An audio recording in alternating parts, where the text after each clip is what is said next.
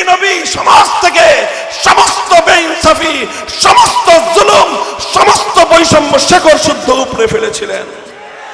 হে নায়েবে নবীরা, আপনারা সামনে আসেন, নেতৃত্ব দেন।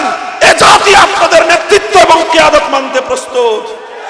আমরা এমন একটা সমাজ গড়ব যেই সমাজে বৈষম্য বলতে কিছু থাকবে না, যেই সমাজ থেকে বেইনসাফি জুলুম উৎখাত করা হবে, যেই সমাজকে ইনসাফপূর্ণ সমাজ হিসেবে গড়ে তোলা হবে। কথা লম্বা বলবো না। আজ আমার দেশের যে বিচার ব্যবস্থা আছে, শুধু এতটুকু বলি, এই বিচার ব্যবস্থার মূল কথা হলো এই, যার অনেক টাকা আছে, লক্ষ লক্ষ টাকা খরচ করে অনেক বড় আইনজীবী, ব্যারিস্টার, উকিল ভাড়া করতে পারবেন, আপনার পক্ষে আদালতে লড়তে পারবে, আপনি অতি দ্রুত মামলায় জামিন পাবেন, খালাস পাবেন।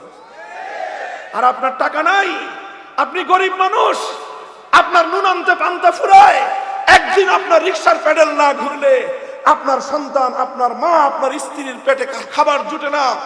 এই ধরনের দিন মজুর যারা আছেন, কোনো কারণে যদি কোনো মামলায় ফেসে যান, বছরের পর বছর চিৎকার করতে থাকবেন কারাগারের অন্ধকার প্রকোষ্ঠে বসে।